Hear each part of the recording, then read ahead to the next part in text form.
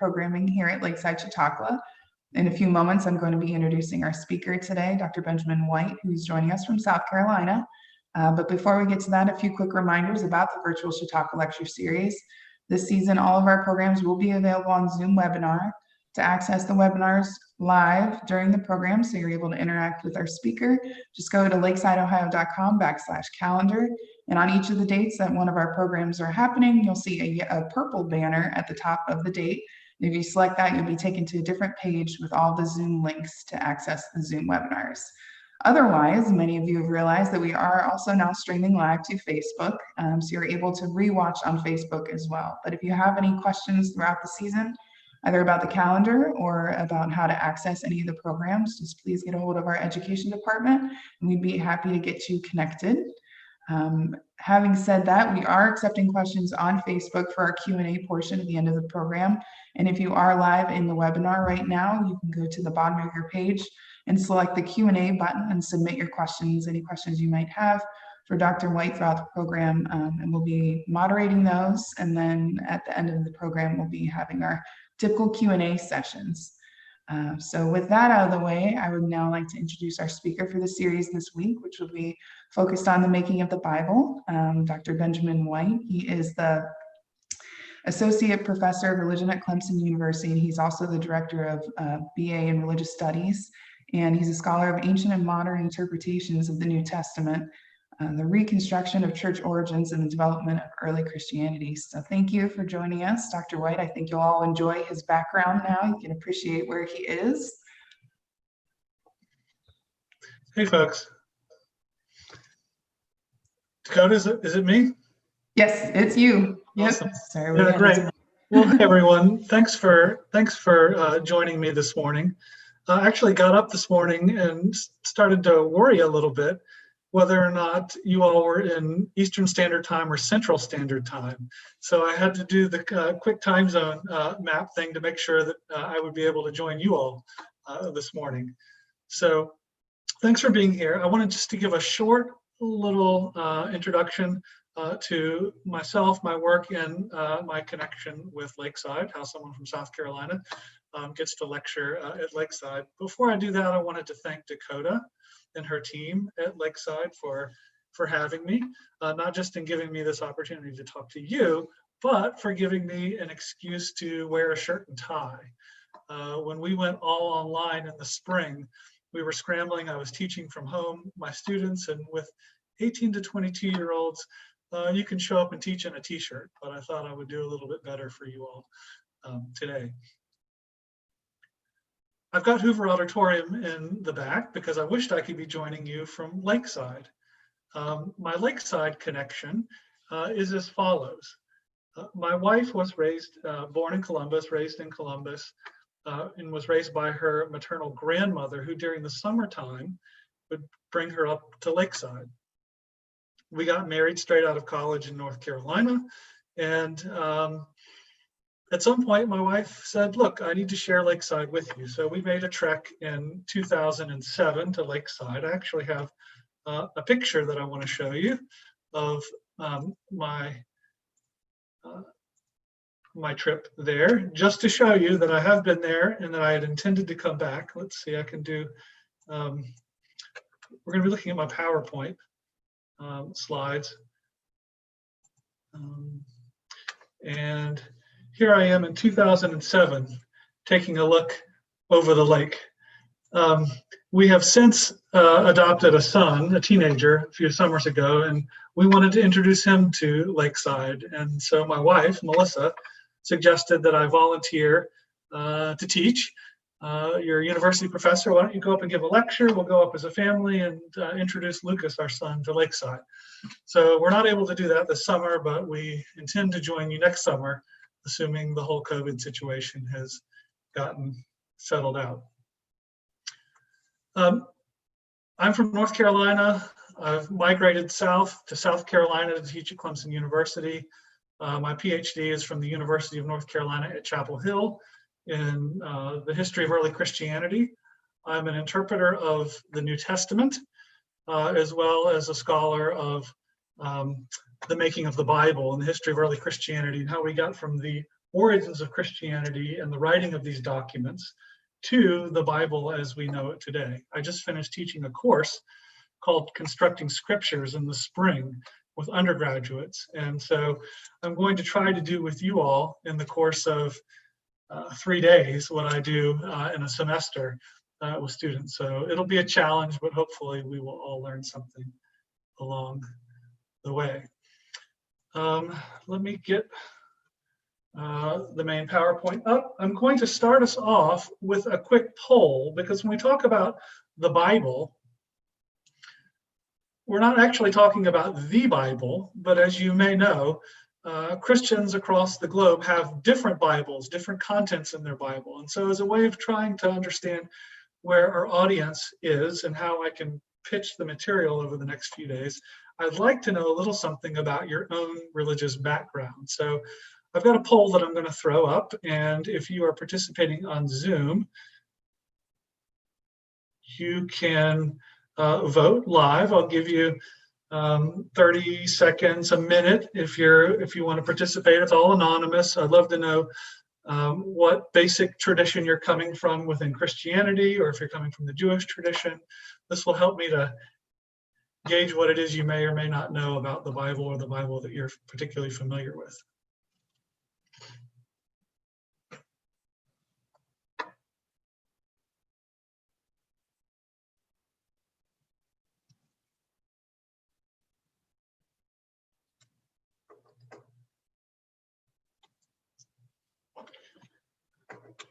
All right, it looks like most of you have voted, so I'll end the polling here. And I'm going to share the results with you all so that you can see it on Zoom. It looks like, for the most part, we have a strong majority of Protestants in the room this morning, as well as a couple of Catholics. Okay, that helps me out. I'm sure if there's others who chose not to participate, we'll cover your version of the Bible over the next few days, no doubt. So let me stop sharing the results on the poll. Okay, so our task today is as follows. I'd like to introduce to you the topic, the making of the Bible, and then we're going to spend most of our time today thinking about the formation of the Jewish scriptures. Not from a Christian perspective, but from a Jewish perspective. We're talking about the Hebrew Bible, the Bible of Jews, both ancient and modern. The next 2 days, so we're basically talking about what is the Christian Old Testament. Of course, it's not the Old Testament for the Jews. And then the next few days, we'll talk about the formation of the Old Testament, when Christians adopted the Jewish scripture and what that process looked like, as well as then the formation of the New Testament on Wednesday.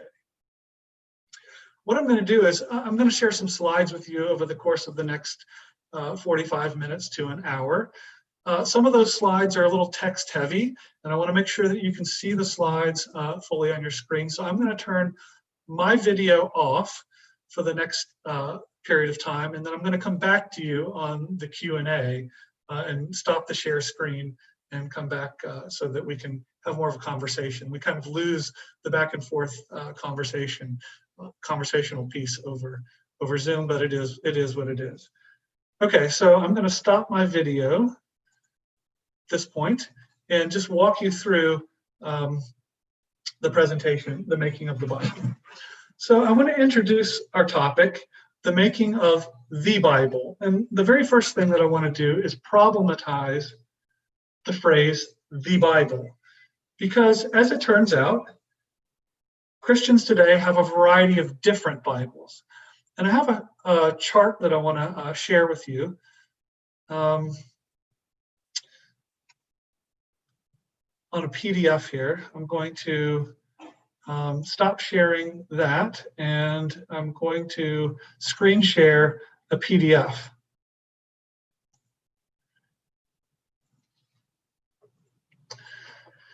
So hopefully on your computer screen, you can see 4 columns. And I'll try to blow this up as much as I can. 4 columns. And the column that I assume most of you all are familiar with is the right-hand column, the Protestant Christian Old Testament. The Protestant Christian Old Testament is divided into a variety of larger sections. And so you'll see on the right-hand column, we have what's called the Law, the first 5 books of the Old Testament. We have historical books which chart the history of Israel from the conquest of the land under Joshua through the period after the Babylonian exile through Esther. So these are largely a narrative books.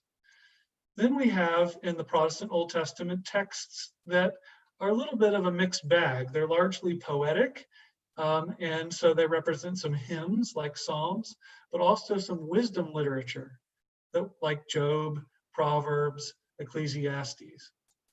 And then the last portion of the Protestant Bible are the prophets. We have the major prophets, the longer prophets, Isaiah, Jeremiah, Ezekiel, and then we have the smaller prophets that are oftentimes called the minor prophets. And so there's 39 books in the Protestant Old Testament. That's the Old Testament that most of you are familiar with. However, for those of you who are Catholic in the room, you know that you have some extra books. Your canon, your Old Testament, is largely structured the same way as Protestants. Of course, the Protestant Bible, Old Testament, came from the Catholics, so that's not surprising. But you'll notice in all capital letters here on your screen are books that Catholics have in their Old Testaments that Protestants don't. Some narrative books like Tobit, Judith, and 1st and 2nd Maccabees. And if you've not read Tobit and Judith in particular, those are really excellent stories. There are some additional wisdom books in the Catholic Bible. We have a very beautiful text, the Wisdom of Solomon, as well as a second wisdom book, Sirach, or Ben Sirah in Hebrew, which is also known in Latin as Ecclesiasticus. In the prophetic section, Catholics also have extra texts, Baruch being the primary text. Now, what's interesting is that not only do Catholics have more books in their Old Testament than Protestants, and we'll talk about why this is mainly tomorrow, but even some of the books that they share, they have longer versions of those books. So you'll notice here the book of Daniel in the Catholic Bible has 14 chapters, whereas in the Protestant Bible, there are just 12 chapters. The same thing goes for the book of Esther. The book of Esther is longer in the Catholic Bible than it is in the Protestant Bible, for reasons that we'll talk about tomorrow. I'm just trying to problematize, at least early on, when we talk about the making of the Bible, that we have to talk about multiple Bibles. What Bible are we talking about when we talk about the making of the Bible? The Catholic Bible, the Protestant Bible, or the Eastern Orthodox Bible? No one identified as Eastern Orthodox, but Eastern Orthodoxy is a significant branch of Christianity, and they have even more books than Catholics do. Some of them are named differently, but you'll notice in the third column from the right, texts that are in italics are extra books that the Greek Orthodox have above and beyond the Catholic Church. So here we have First Esdras. First Esdras is a kind of retelling of the book of Ezra with a little bit of the book of Nehemiah in it. And they have combined Ezra and Nehemiah separately into another book called Second Esdras. They have the longer version of Esther, like the Catholic Church does. And then in addition to 1st and 2nd Maccabees, they have 3rd and 4th Maccabees. In the poetic section, or the wisdom section of the Christian Old Testament, they have an additional set of psalms or songs. They have actually 151 rather than 150 psalms. And then appended to the psalms, they have odes. Odes is a separate text. The author of the odes has taken prominent songs and poetry throughout the Bible, both Old and New Testament, and combined them into one place. We have another wisdom text called the Psalms of Solomon. And then the prophetic text is largely the same. They have the longer version of Daniel, which includes the two extra chapters that are called Susanna and Bel and the Dragon, as well as the Epistle of Baruch combined with the letter of Jeremiah, which the Catholics have. So the Protestants have the smallest Christian Old Testament. Then the Catholic Church has the next smallest, and then the Greek Orthodox or the Eastern Orthodox have an even larger Old Testament. And I haven't included here on this chart the Ethiopian Church. If you would go to Ethiopia, or if you if you know anyone who is of the Gez Ethiopian Orthodox Church, you'll know that their Old Testament is even longer than the rest of Orthodox Christianity. They have an additional 5 or 6 books with some really interesting and bizarre apocalypses in them. So different Christians have different Bibles, and we'll have to talk and unpack that and why that's the case over the next few days. Just trying to problematize the topic from the beginning. In the left-hand column is the Bible that we're going to be talking about today, the Hebrew Bible, or what's called the Tanakh. And we'll walk through why the Hebrew Bible is sometimes called the Tanakh. The Hebrew Bible has the same books in it as the Protestant Old Testament, but it's arranged differently. So you'll notice that they have 3 main sections. They have the Torah, or the Law of Moses, like Christian Old Testaments do.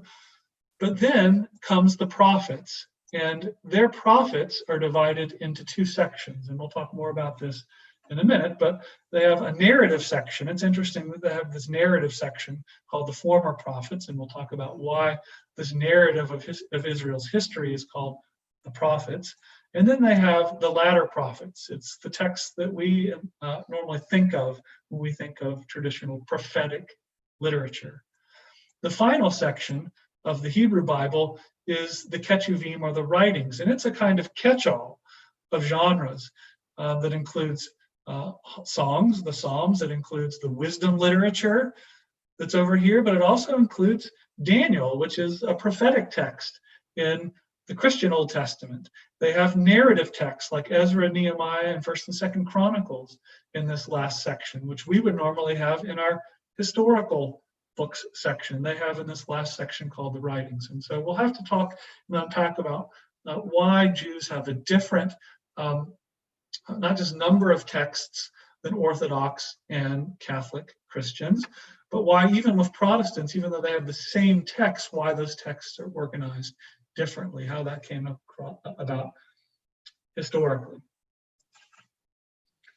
Okay, so again, our schedule for the day today is to think about the Jewish scriptures today, our left-hand column in this chart, and then to talk about tomorrow how the earliest Christians, who were not Protestant, I'll remind you, developed a much different looking version of the Hebrew Bible in their first versions of the Christian Old Testament, and then how the Protestants in the Protestant Reformation went back to a smaller Old Testament that looked more, at least in contents, if not organization, much more like the Hebrew Bible.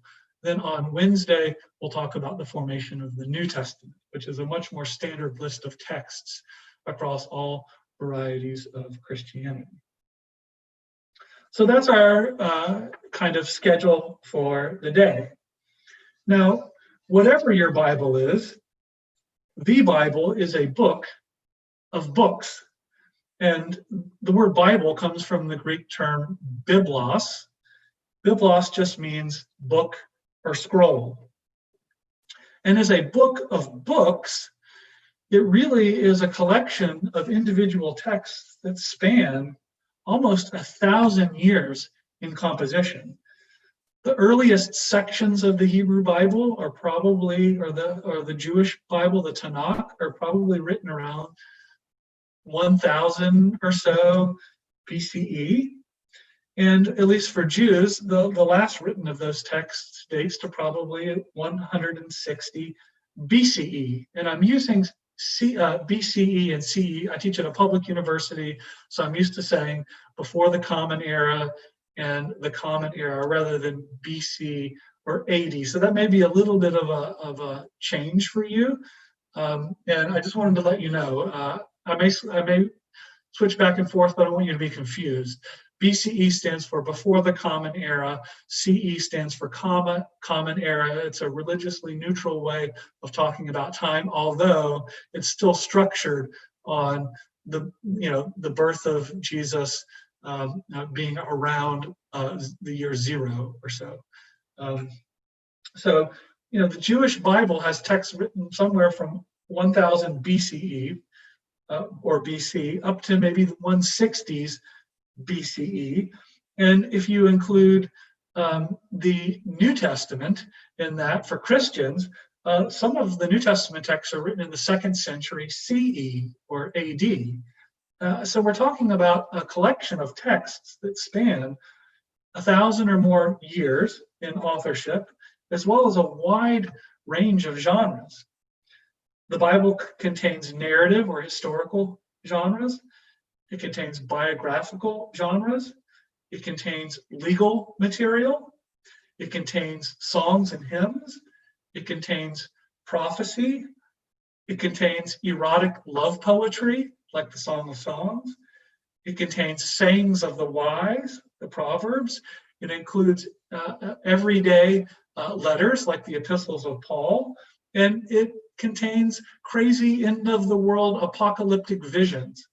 So we're talking about a really diverse set of texts that somehow over time come into one text that we call the Bible.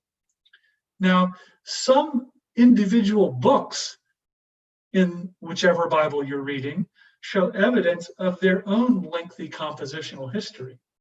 And we'll talk about that today in relation to the Torah, the first 5 books of the Bible. There's evidence that the Torah develops over time and is written over a span of centuries and eventually becomes a set of 5 books. Or the book of Isaiah, we think of it as one prophetic book, but scholars mainly believe that in fact we have at least 3 different authors over the course of maybe 200 years that contribute to the book of Isaiah. So this is a long compositional history for individual books, as well as the collection of books together to give us what it is that we have in the Bible today. So the making of the Bible, or the canonization of the Bible, is the process whereby individual writings became books and individual books get gathered to become the book, or the Bible. Okay, I want to share with you a slide that we're going to come back to on a number of occasions about the basic process for the canonization of the Bible. It's a 4-step process that all begins with the letter, each part of the process begins with the letter C, so it's easy to remember. And we'll return, if nothing else that you gather over the next 3 days, at least I want this to be sort of cemented in your mind. The first step of the canonization process is the creation of individual texts, right? Somebody has to write something. That's not hard for us to understand. Well, there's lots of things that are written in the ancient world that don't become part of an authoritative religious text. So we're not really that far along the process to say somebody has to write something. Well, the next thing that has to happen is that text has to be circulated. Enough people have to begin reading it and thinking that that text is useful or beneficial for them or for their religious community, right? For us to begin down the process of canonization. You have to have a text created, you have to have a text circulated. And it's after this circulation process happens and enough people begin talking about a text or finding a text useful for the regulation of their lives and their beliefs that we begin to have some notion of a text as scripture. Now, scripture or scriptura in Latin doesn't mean anything but writing. It just means a writing. But I'm talking about scripture with a capital S here, a particularly divinely inspired writing. And that only happens after a text has been circulated and is being used in a community and seems to have a kind of different or sacred or authoritative function within a particular community. So the notion of scripture, capital S, or an inspired written text, comes after the circulation and use of a text within religious community. After a period of time, enough of these texts are floating around and being used in common ways by communities that are linked together that individual texts become collected together to form some larger work. And then down the road, once enough of these individual texts are being gathered together and used collectively by communities, we have the finalization of the canonization process. Someone has to make a decision about the authoritative list of authoritative books.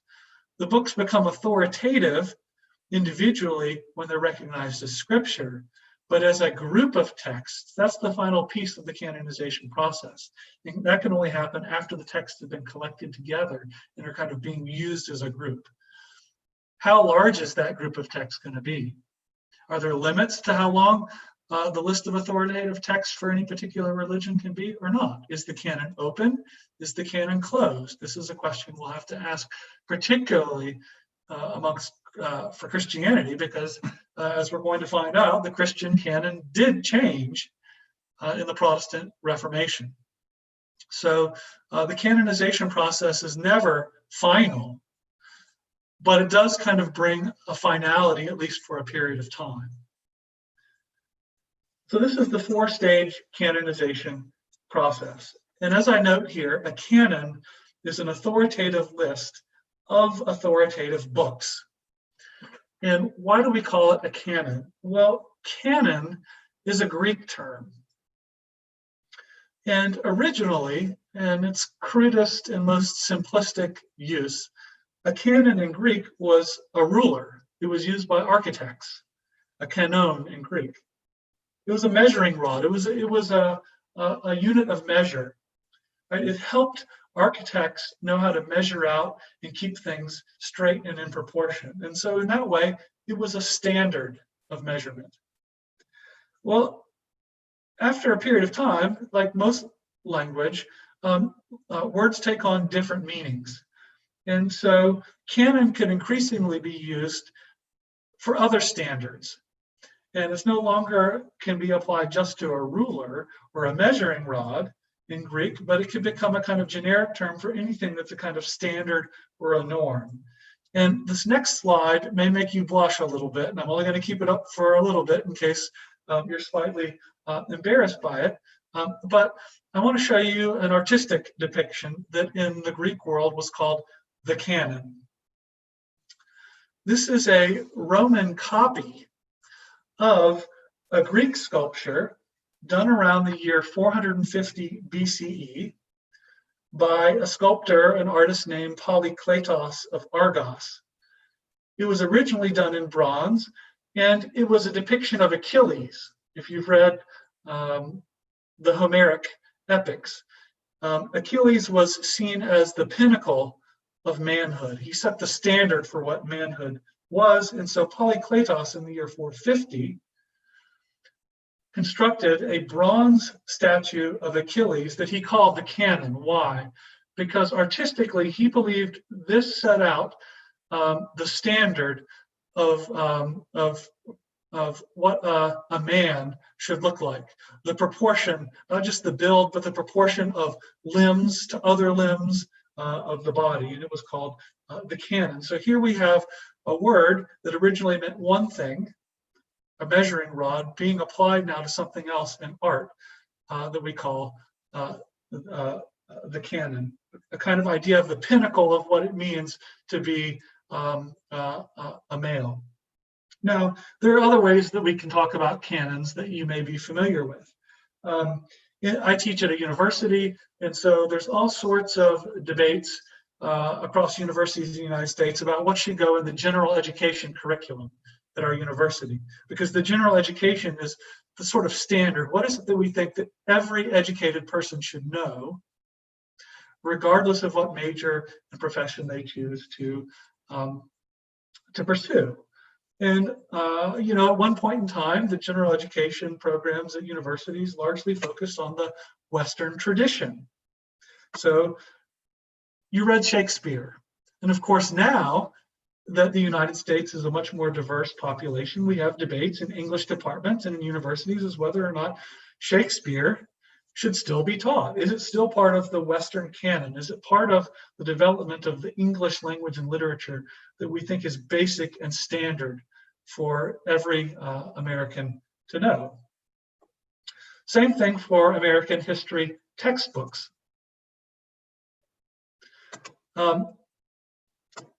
What should we teach in our American history textbook?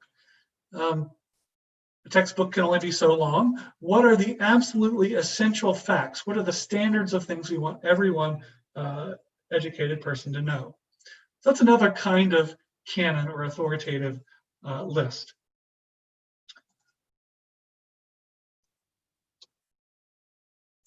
So it looks like some of you are having a hard time seeing my screen. So let me see if I can do a new share here and share the screen. Thank you for you all for catching that. Can somebody now tell me in the Q&A whether or not the screen is available?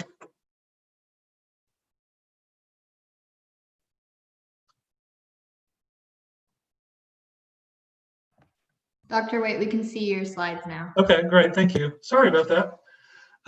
So these are the 4 C's of the canonization process. My apologies for that. Switching back and forth between different things to share my screen evidently is a capability that I haven't yet discovered. And maybe it was good that we didn't view Polykletos of Argos's canon together, but here it is. This is the Roman copy of what was originally a bronze sculpture. Now, I don't know how many men in the audience find this to be exactly representative of what the average male looks like, but this was Polykletos's view of the matter. The last canon that I'll just mention to you briefly is maybe your university, if you went to university, had this, but at Clemson, there's a Clemson bucket list. It's everything that you have to complete by the time that you graduate from Clemson to be a real Clemson graduate. It's not the piece of paper that makes you a Clemson graduate. It's having practiced this particular group of events, one of which is to sign the secret book in the library. Faculty aren't supposed to know where the secret book is. Somehow students figure this out. It's somewhere in the library and you have to sign it. Another is find the underground tunnels underneath the university and walk through them. Right? It's not just any list of things. It's a standard list that gets passed down from generation to generation of students. And all the students, if you want to be a real authoritative Clemson graduate, you've got to do and show evidence of completing the list. Okay, so that's a kind of just basic introduction to the canonization process that we're going to be talking about, processes of going from individual books to collections of books that we're going to be starting with the Hebrew Bible. And I want to transition now to talking about the Jewish scriptures in particular. And in order to do that, I've got another poll that I'm going to put up. I want to find out how much it is that you do know. I always do this on the first day of class. I give a quiz to my students, find out how much they know about the Bible. I'm mainly trying to snuff out the ones I know I'm going to have a problem with because they know a lot already. I want to see who my Bible geeks are. So I'm going to throw up a second poll. It's got 3 questions. And again, it's anonymous. I'm just interested in seeing what it is that you know as we launch. A couple of these questions relate to things we just looked at, but again, the grades don't count for anything. It's summertime. So I'm going to give you poll number 2. And there's 3 questions. And I'll launch it right now.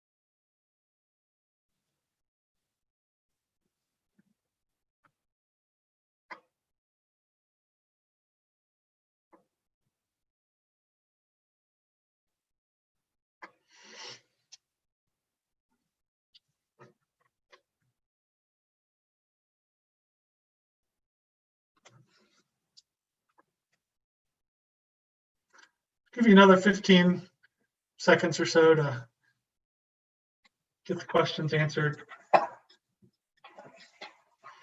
Again, it's completely anonymous, so if you just want to throw up some guesses, nobody will know the difference.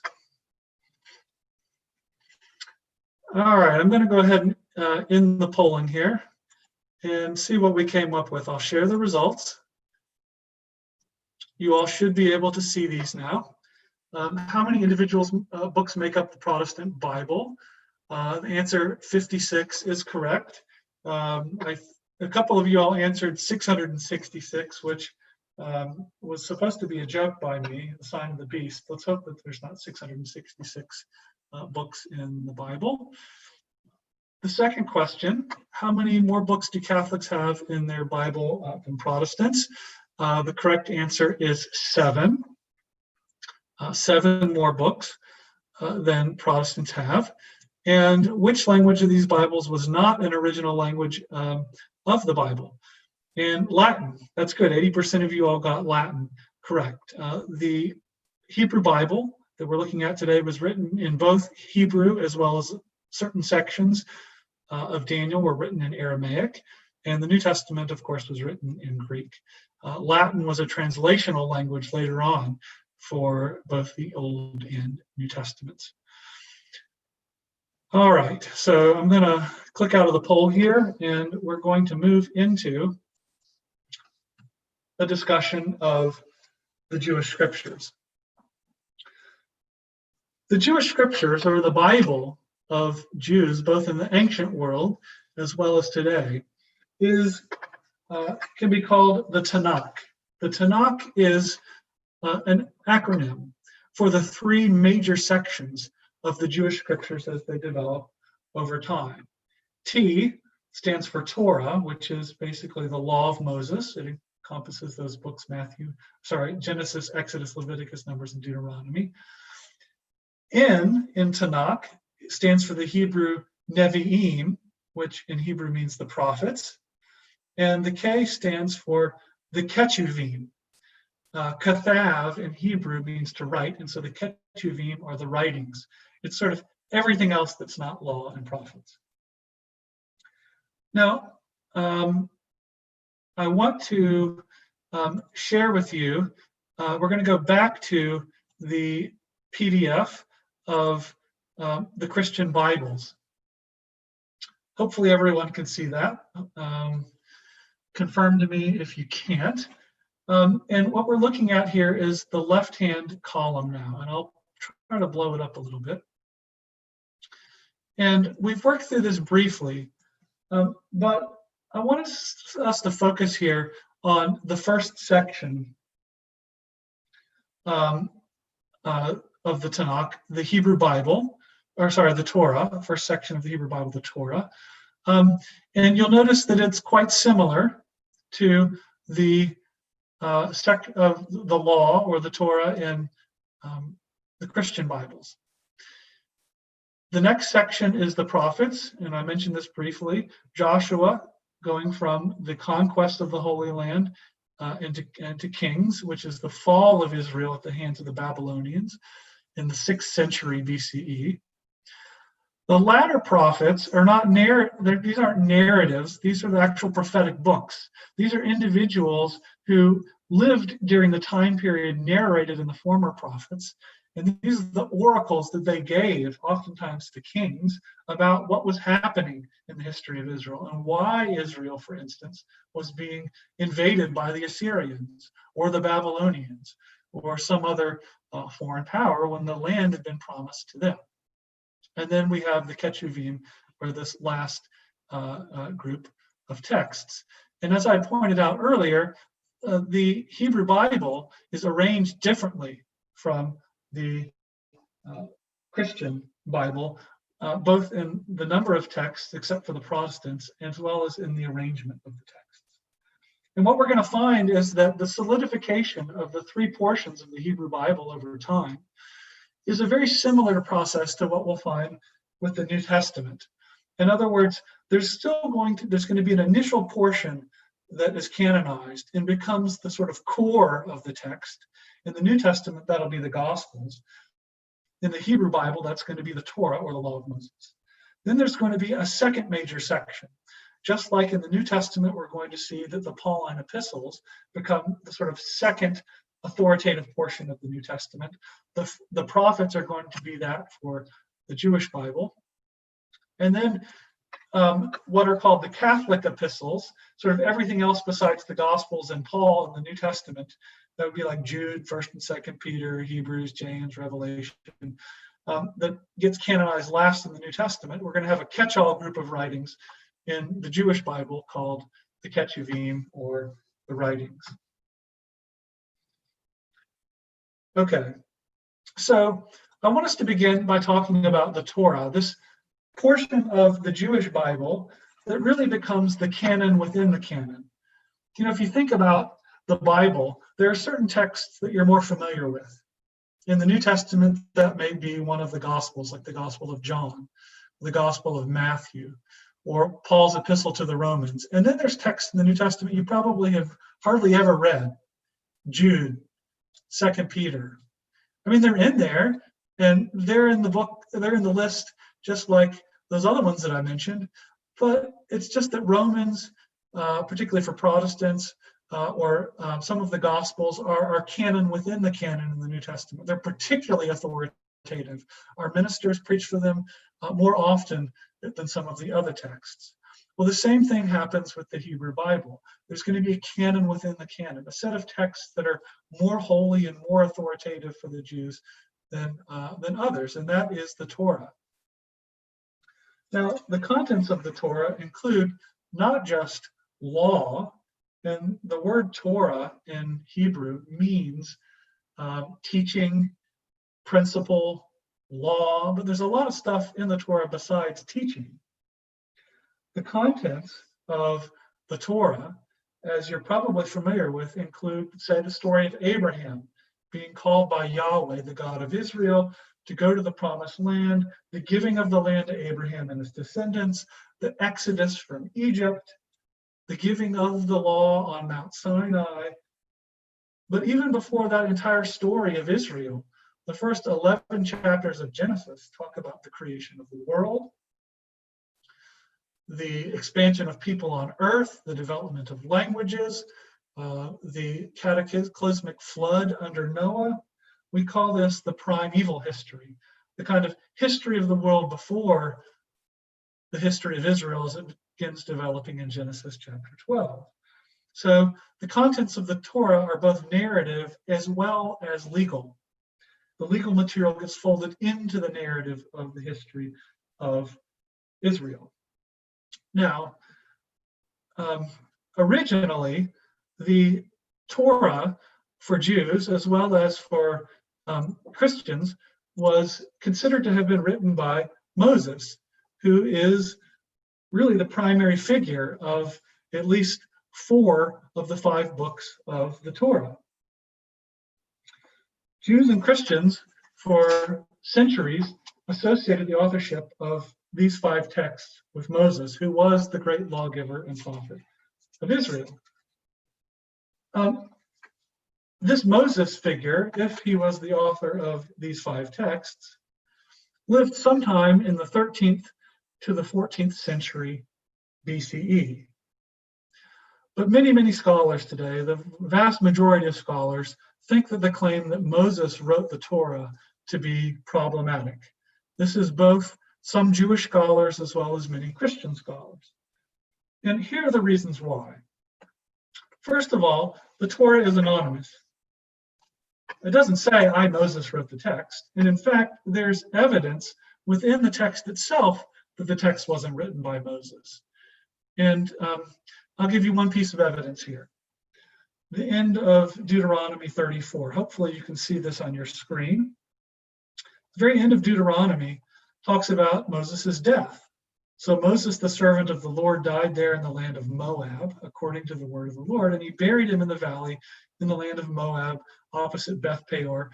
But no one knows the place of his burial to this day. So how could Moses recount his own death? It's impossible.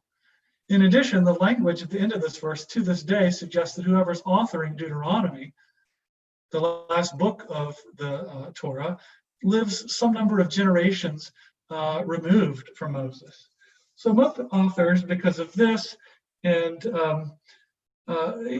this kind of language, this to this day language, the fact that Moses recounts his own death, as well as the fact that the Hebrew prophets who lived in the 8th to the 5th centuries BCE don't refer to some of the main characters of the Torah. For instance, Adam.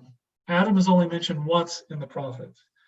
And many of the patriarchs and Moses himself are mentioned just a few times in the prophets. It doesn't seem that these texts had been written by the time of the prophets and were being circulated and thought of as authoritative scripture. So where did they come from? Well, there's all sorts of evidence in the Torah that the Torah was pieced together over time by through a variety of prior sources. And one of the ways that we know this is because a lot of things in the Torah are told twice and in different ways each time they're told. So for instance, you may be familiar that there are 2 creation stories in Genesis. There's the Genesis chapter 1 creation story, and then there's the Genesis chapters 2 and 3 creation story, and those creation stories differ.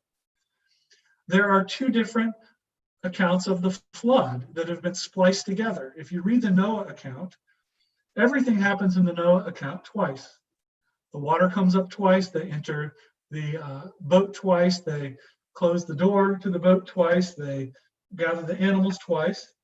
And oftentimes in these parallel accounts, the name for God, the Hebrew name for God, differs.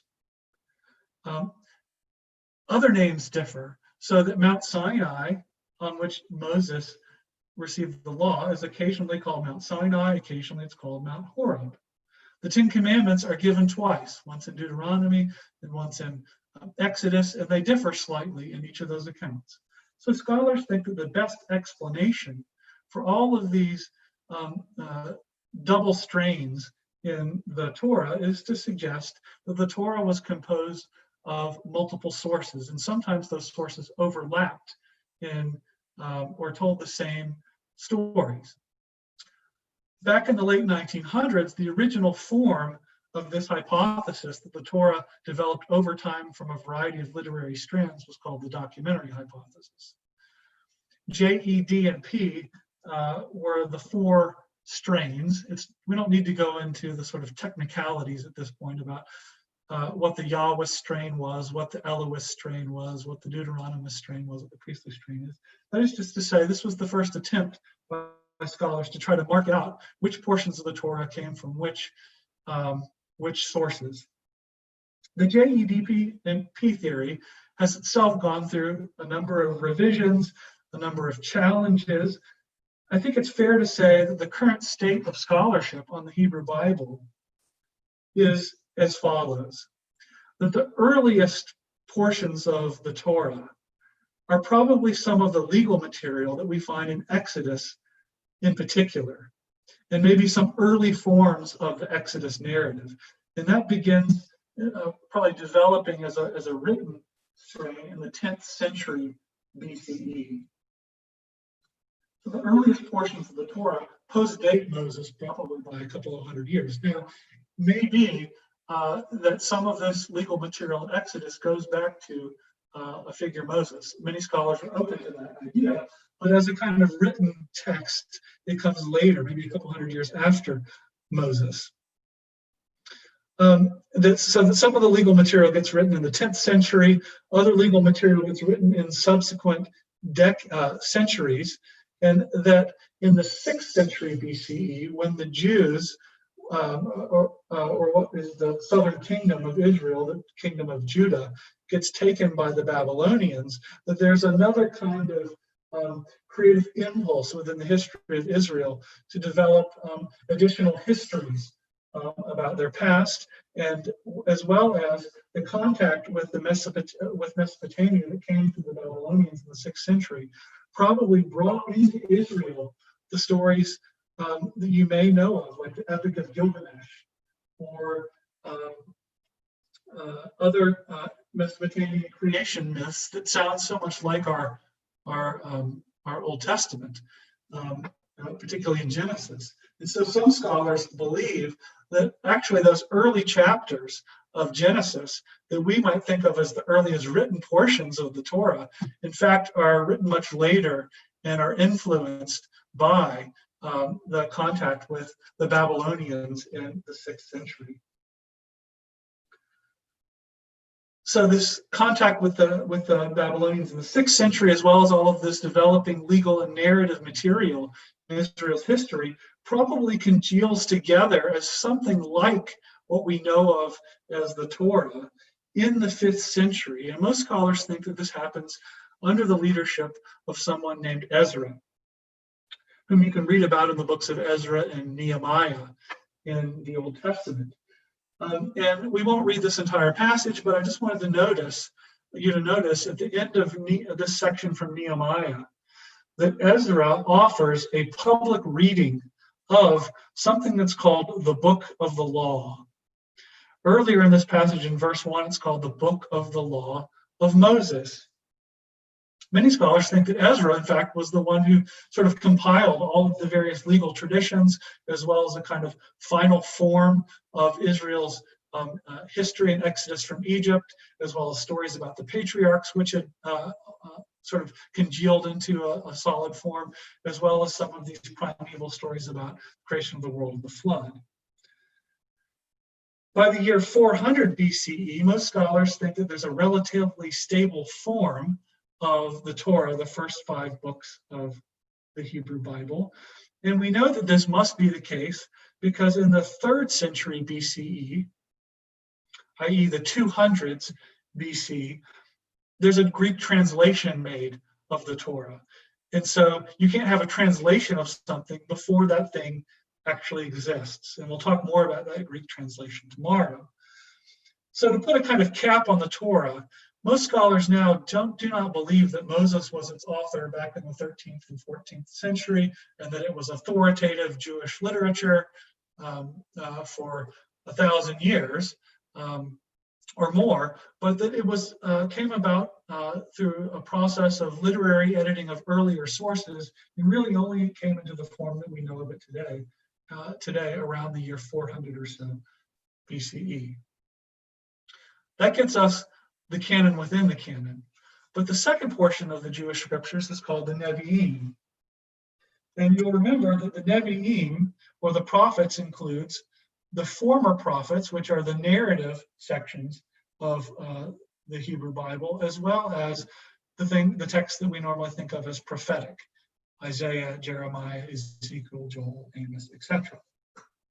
The former prophets, which go from Joshua to 2 Kings, include the history of Israel from the conquest under Joshua after the death of Moses, conquest of the promised land, through the loss of that promised land to the Babylonians in 586 BCE. And most scholars believe this history from Joshua to 2 Kings is one long extended history that we call the Deuteronomistic history, because the history really is an attempt to explain why Israel lost its land that it was given by God, when God had promised them that they would be blessed in that land in the book of Deuteronomy. So if you look on this next slide, this is a passage from Deuteronomy 28. In Deuteronomy 28, God promises right before they go into the promised land that the people will be blessed, that God will all these blessings shall come upon you and overtake you if you obey the voice of the Lord your God. Blessed shall you be in the city, blessed shall you be in the field, blessed shall be the fruit of your womb, and the fruit of your ground, and the fruit of your cattle, the increase of your herds, and the young of your flock. Blessed shall be your basket and your kneading bowl, blessed shall be you when you come in, blessed shall be you when you come out. The if here, though, is if they obey the voice of the Lord. The next section of Deuteronomy 28 says what will happen if they do not obey the voice of the Lord. The curses will come upon Israel. Cursed shall they be in the city, cursed shall they be in the field, etc., and go on down the road. So at the end of the Torah, God offers to the people of Israel blessings and cursings depending on whether or not they obey the law. And so Joshua, Judges, 1st and 2nd Samuel, 1st and 2nd Kings is the narrative account of what happens to Israel when they obey the law and when they don't obey the law, as set out by Deuteronomy. So we call it the Deuteronomistic history. And the answer that's provided in the former prophets to the question of why Israel temple, the Solomonic temple, got destroyed by the Babylonians in 586 BCE is that ultimately we did not obey the law. There were only a few kings in Israel's history that caused us to obey the law of the Lord. And we have met destruction because largely we did not obey the law. The latter prophets, i.e. those texts that, I should mention the former prophets, this extended narrative from Joshua to 2nd Kings, was probably written in the 6th century BCE, shortly after Israel fell to the Babylonians. And it was an attempt to try to explain how all this happened, how we lost our temple and our land. And that text was built on some earlier court records. If you read Joshua through 2nd Kings occasionally, the author of the text, who we don't know who it was, will mention prior sources, texts like the Chronicles of the Kings of Israel and Judah. The latter prophets, which are Isaiah, Jeremiah, Ezekiel, who are also called the major prophets, as well as the minor prophets, Micah, Amos, Hosea, etc. All those small ones you can never remember what order they come in the Hebrew Bible, are they give you the oracles that prophets in Israel were announcing to the kings of Israel as they saw those kings of Israel transgressing the law. So they were trying to answer much of the same question that the author of the former prophets was trying to answer, just in a different form, not a narrative, but in oracles. Why are Israel and Judah experiencing threats from foreign enemies? And these latter prophets prophesied during the 8th to the 5th centuries BCE. Now, at what point did the law, or the Torah on the one hand, and the prophets on the other, the first two major sections of the Hebrew Bible, come together and get collected and start circulating in some sort of authoritative fashion? That's the sort of third step of our canonization process, the collection process. Well, there's good evidence that by the 2nd century BCE, in other words, just maybe 150 years before the life of Jesus, the Torah, the law, and the prophets made up two sections of an identifiable set of Jewish scriptures. And I wanted to show you the evidence for that. One piece of evidence comes from a text that Catholics and Orthodox have in their Old Testaments called Sirach, or Ecclesiasticus. And the prologue to that book is dated to around the year 130 BCE. And the translator of this text in 130 BCE says, many great teachings have been given to us through the law and the prophets. And this is the kind of language that we're looking for in the history of Judaism. When do we have the law and the prophets together, linked together as a kind of representative of the scriptures of Israel? And it's really during the 2nd century BCE that we have this language. The law and the prophets and the others. Later on in the prologue, the translator of Sirach says the law and the prophets. We find this language also in the book of 2nd Maccabees, which also dates to around this time period, to probably the early 1st century BCE. Judas Maccabeus in 2nd Maccabees refers to the law and the prophets. So I think there's good evidence, and most scholars think this is the case, that by the year 100 BCE, at the very, very latest, 100 years before the life of Jesus, the Torah and the prophets have been brought together as the scriptures of Israel. But what do we do with all of the other stuff in that third section of the Hebrew Bible? It is the most diverse section of the Hebrew Bible. Remember, it contains the Psalms, it contains Ecclesiastes. It contains some narrative books like Esther.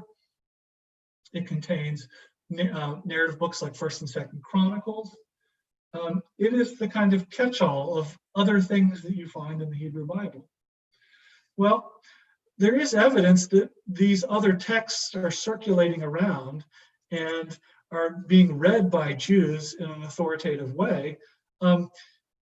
And we find that evidence already in 130 BCE in the prologue to Sirach. You see, Sirach mentions the law and the prophets and the others, these other texts. He doesn't give much definition to them in 130 BC, but there are other texts the Jews are reading as scripture.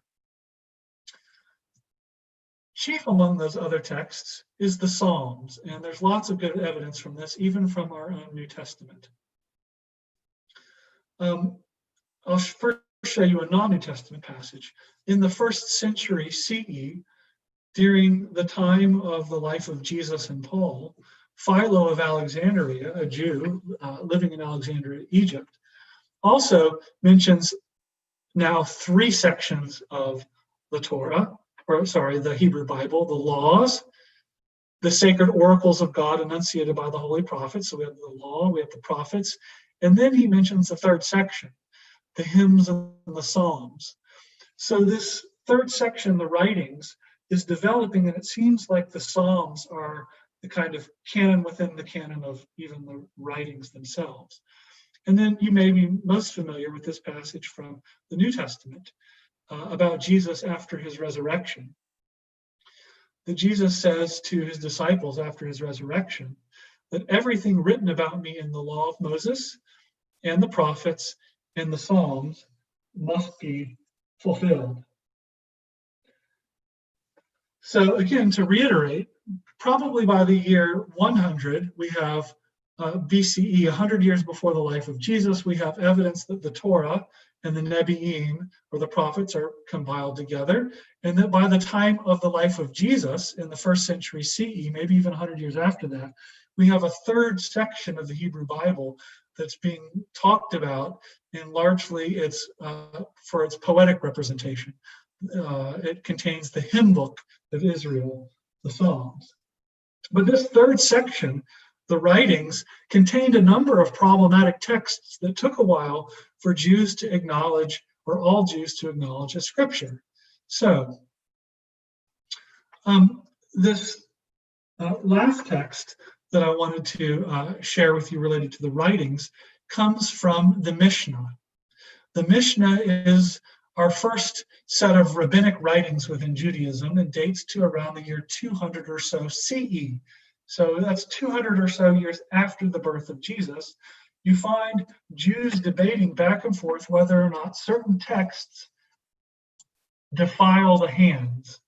And if you look here on the slide, it comes up in the 2nd line here, defiling the hands. Defiling the hands was a way that Jews talked about whether or not a text, if touched, would cause you to contract impurity.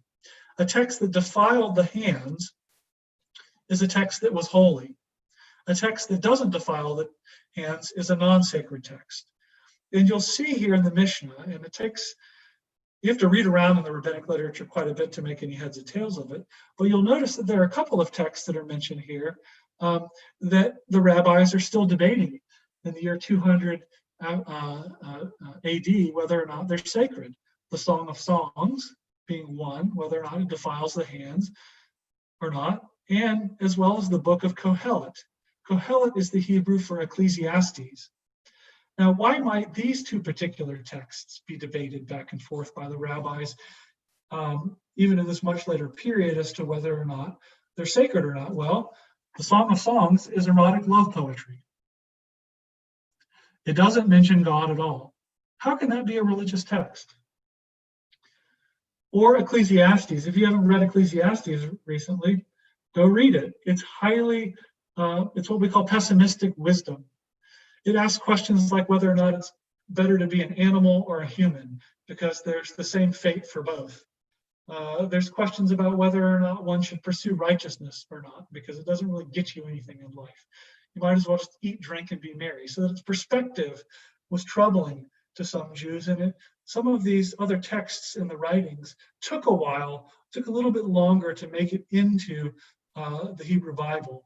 Esther was another one of them. Esther doesn't mention, in its Hebrew version, does not mention the name God. So how can it be a sacred text? So the writings took the longest. Evidently, the Psalms within the writings were earliest canonized. But then other portions of the writings took a while.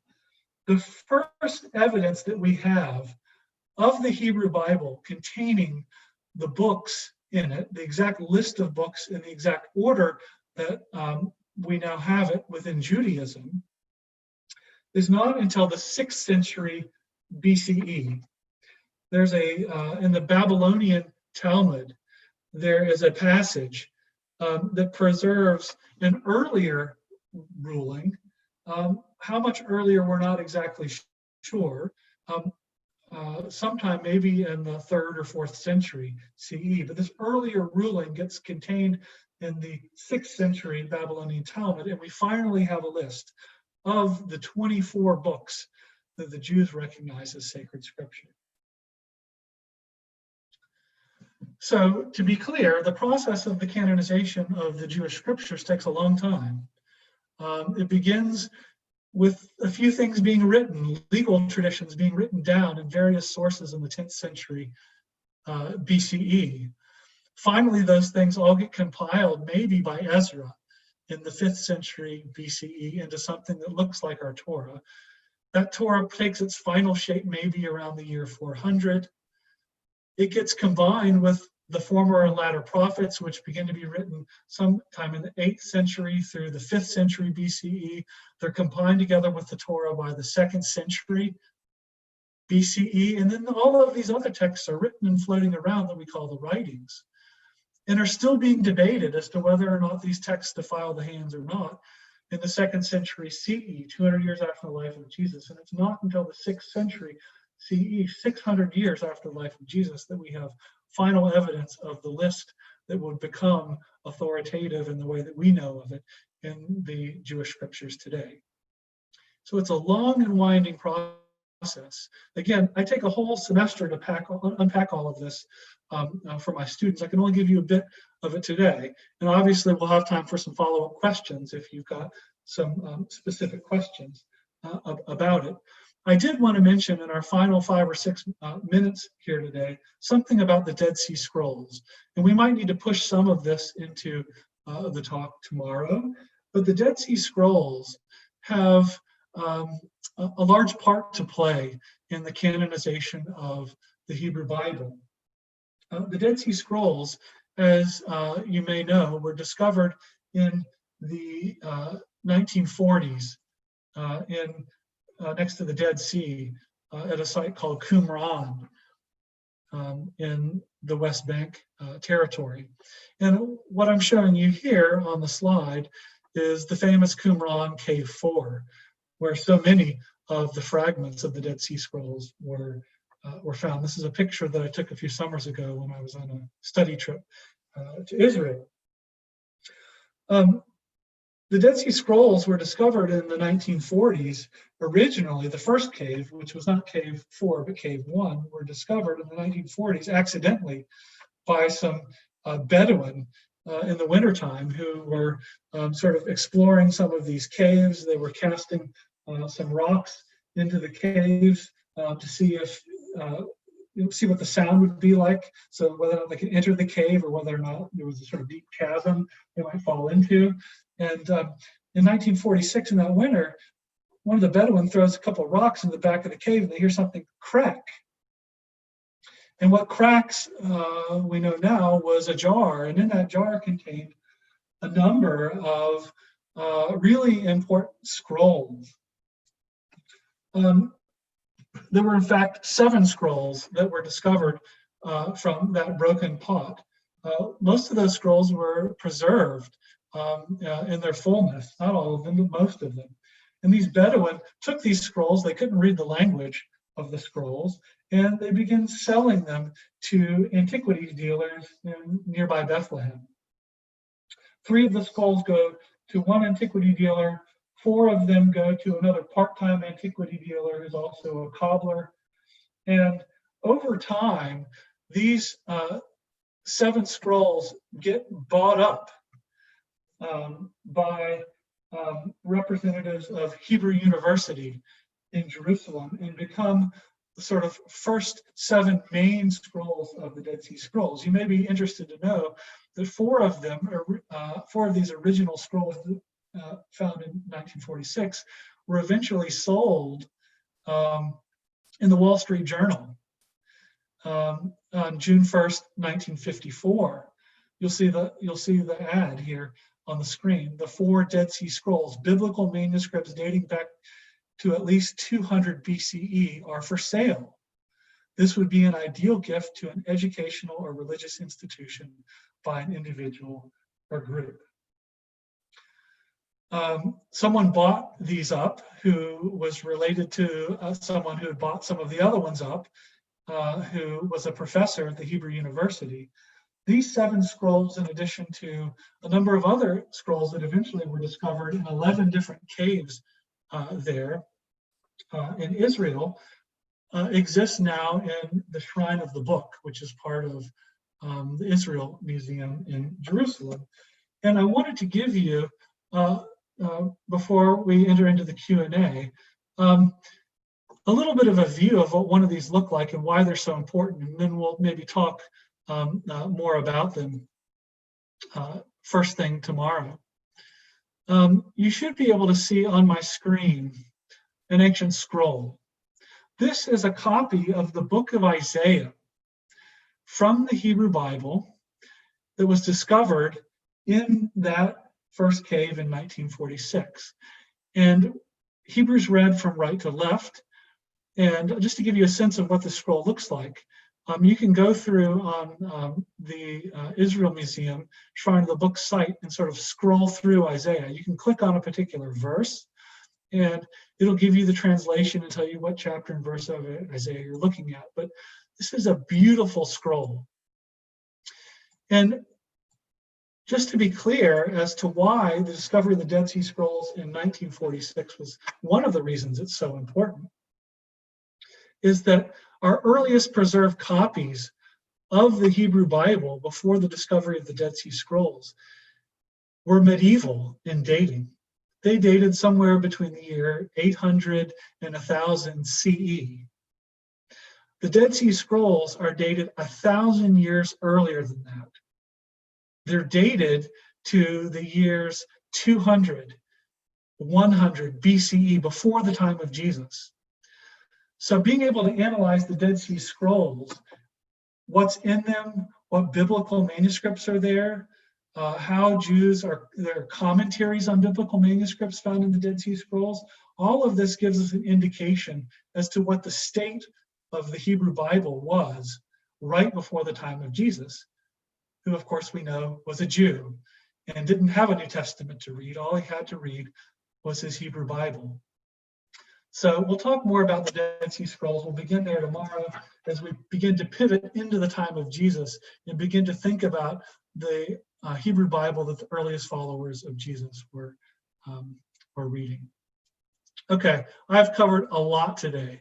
We'll have a couple more days to unpack this, but I wanted to get some basic framework out there for you. I'm going to stop sharing my screen. I'm going to come back on live video with you, and we'll have a longer Q&A time over the next couple of days. I told Dakota ahead of time that because I had to introduce the topic today, maybe we'd only have 15 minutes. I'm hoping to have something more like 30 minutes, 20 to 30 minutes over our next 2 gatherings. Yeah, thanks for sharing all of that with us. If you have any questions, I remind you that you can leave them here in the Q&A on Zoom, or you can leave them in the comments section on Facebook.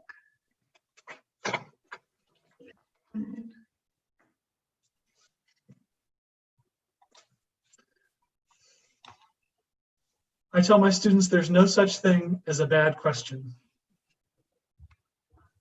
unless it's totally irrelevant and off topic, which sometimes happens with 18 to 22-year-olds. All right, we have one that came in from David. He asked, can you recommend some books where where we can pursue further study in this area? Yes, I can. David, great question. Thanks for attending today. I think there's a book by Lee Martin McDonald called The Biblical Canon. I think that's a really nice place to start. That's the book I use with my students. It's comprehensive, and he's not just interested in the kind of history of it all. McDonald teaches at a seminary in Canada. He's newly retired. So he's also interested in the faith side of things as well. I would say Lee Martin McDonald's The Biblical Canon. Thank you.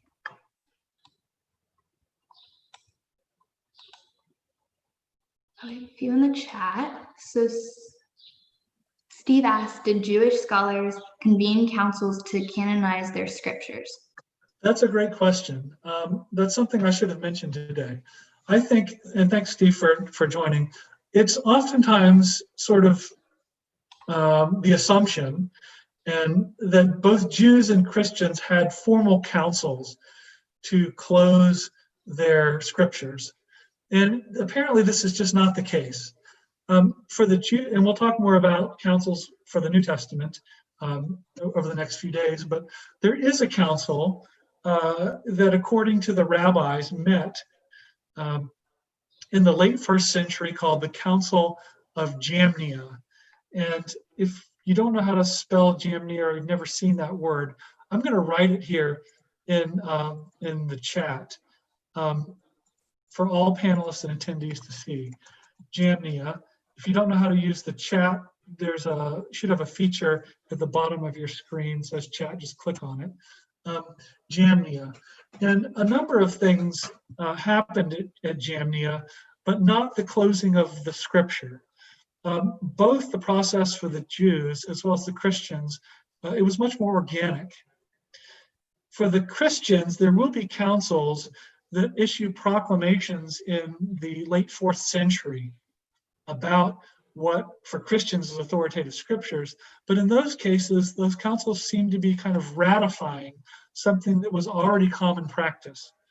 They weren't providing something new for the church. They were just sort of ratifying what was common practice in the church. Same thing for the Jews. There's not any identifiable council at which we can determine whether or not the scriptures were closed. Good to know.